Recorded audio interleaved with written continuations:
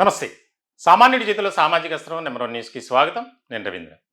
2 తెలుగు రాష్ట్రాల్లో సంచలనం కలిగించినటువంటి కేసు ఏదైతే rowdy sheeter Sai Krishna missing సంబంధించి కస్టోడియల్ టార్చర్, కస్టోడియల్ డెత్ ఇవన్నీ కూడా ఒక కీలకమైనటువంటి అంశాలుగా చర్చ జరుగుతుంది. ఇప్పటికి కూడా ఆ కేసులో అసలు ఏం జరిగిందనేది తెలియనటువంటి అర్థం కాని పరిస్థితి. ఇలాంటి క్రమంలో తాజాగా ఆ పోలీస్ స్టేషన్‌లో పనిచేస్తున్నటువంటి కోనేటి వెంకట్రాజు హోంగార్డ్ ఇతన్ని అరెస్ట్ చేశారు. ఈ ఇష్యూ బయటకు వచ్చిన తర్వాత పోలీసుల విచారణ వేగవంతం అయిన తర్వాత పరారీలోకి వెళ్ళిపోయాడు. ఇట్లాంటి క్రమంలో తాజాగా సిట్ అధికారులకు దొరికాడు హోంగార్డ్. అసలు మొత్తం ఈ వ్యవహారంలో చాలా కీలకంగా పనిచేసినటువంటి వ్యక్తి ఈ వెంకట్రాజు హోంగార్డ్. ఏదైతే సిఐ నాగరాజు ఉన్నారో సిఐ నాగరాజు అతని అసిస్టెంట్గా ఉన్నటువంటి హెడ్ కానిస్టేబుల్ అశోక్ ద్వారా వ్యవహారాన్ని నడిపించారు. ఆ అశోక్ ఈ వెంకటరాజుతో మొత్తం చేయించారు ఇవన్నీ అని. అంటే సీసీ ఫుటేజ్ మాయం చేయడం కానీ, ఆధారాలు దొరకకుండా చేయడం కానీ, దానికి సంబంధించి సాక్షులను బెదిరించడం కానీ ఇవన్నీ కూడా ఓవరాల్. ఇట్లాంటి క్రమంలో ఇప్పుడు ఒక ముఖ్యమైనటువంటి అంశం ఏంటంటే అరెస్ట్ చేశారు, మెజిస్ట్రేట్ ముందు హాజరుపరిచారు, రిమాండ్ ఖైదీగా జైలుకి పంపారు. ఇప్పుడు కస్టడీకి పిటిషన్ వేయబోతుంది సిట్. ఇట్లాంటి క్రమంలో సిట్ ఒక ఆలోచన చేస్తుంది అనేది ఇప్పుడు మనం బాగా చెప్పుకోవాల్సినటువంటి అంశం. ఏదైతే A7గా ఉన్నటువంటి హోంగార్డ్ వెంకటరాజుని ఖచ్చితంగా అతను అప్రూవర్గా మారతాడు. ఈ వ్యవహారంలో అసలు ఏం జరిగింది, ఎవరి పాత్ర ఎంత అనే దాని మీద మనం కూపీ లాగాలి అంటే అతన్ని అప్రూవర్గా మార్చాలి అనేది. ఈ కేసులో దాదాపుగా ఇప్పటి వరకు సిఏ నాగరాజుని విచారించారు, అతను ఏమీ సమాధానం చెప్పలా. నలుగురు హెడ్ కానిస్టేబుల్స్ని విచారించారు, వారు కూడా ఏం చెప్పలా. మా ఉన్నతాధికారుల ఆదేశానుసారం మాత్రమే చేసామన్నారు తప్ప ఏం చేశారు, ఎలా చేశారు, ఎందుకు చేశారు, ఎప్పుడెప్పుడు ఏం చేశారు అని మాత్రం నోరు మెదపడం లేదు. దీనికి సంబంధించి ఉన్నటువంటి ఆప్షన్ ఇదే. ఖచ్చితంగా ఈ హోంగార్డ్ని తమదైన శైలిలో విచారిస్తే ఖచ్చితంగా కొన్ని విషయాలు కీలకమైనటువంటివి బయటకు వచ్చేటువంటి అవకాశాలు ఉన్నాయి అని భావిస్తున్నారు.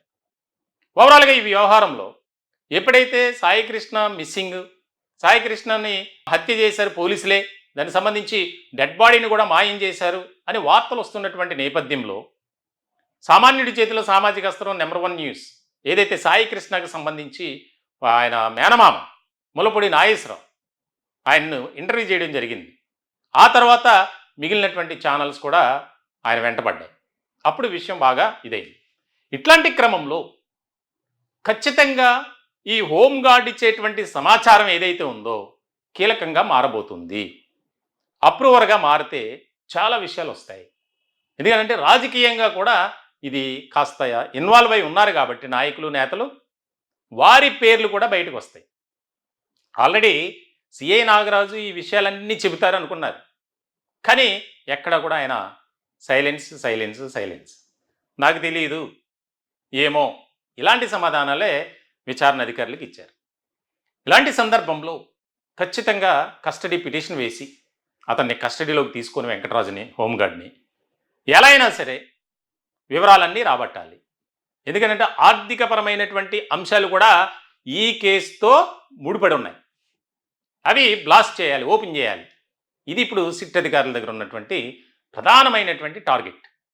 మరి ఇలాంటి సందర్భంలో వెంకటరాజు ఎంతవరకు సహకరిస్తాడు, వారిలానే మౌనం వహిస్తాడా, లేదంటే అతనికి కావలసినటువంటి సిట్ అధికారులకు కావలసినటువంటి సమాచారాన్ని ఇస్తాడా అనేది ఇక్కడ ముఖ్యమైనటువంటి అంశంగా మారింది.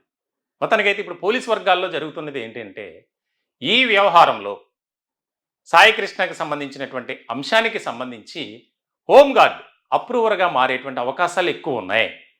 ఎందుకంటే వేరే ఆప్షన్ లేదు. ఈ కేసులో కీలకమైనటువంటి నిందితుడిగా ఉన్న ఆర్ఎన్పి డాక్టర్ సురేష్ కూడా పరారీలో ఉన్నాడు. అతను ఇప్పుడు వరకు పట్టుకోలేకపోయింది సిట్. నోట్ కూడా ఒకటి రిలీజ్ చేశారు. ఫలానా కేసులో ఫలానా నిందితుడిగా ఉన్నటువంటి ఈ వ్యక్తి మీకు కనిపిస్తే మాకు సమాచారం ఇవ్వండి, మీ వివరాలు గోప్యంగా ఉంచుతాం. ఆర్ఎంపీ డాక్టర్ గురించి పోలీసులు ఇచ్చినటువంటి ఒక ప్రెస్ నోట్ పబ్లిక్కి.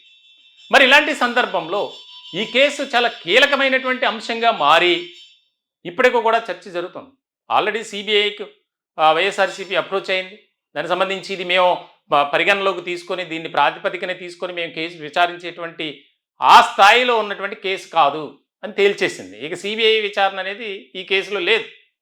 ఇలాంటి క్రమంలో తన తల్లి ఎవరైతే సాయికృష్ణకు సంబంధించినటువంటి మదర్ ఉన్నారో విజయలక్ష్మి, ఆమె ఇప్పుడు కూడా ఆరోపణలు చేస్తూనే ఉన్నారు.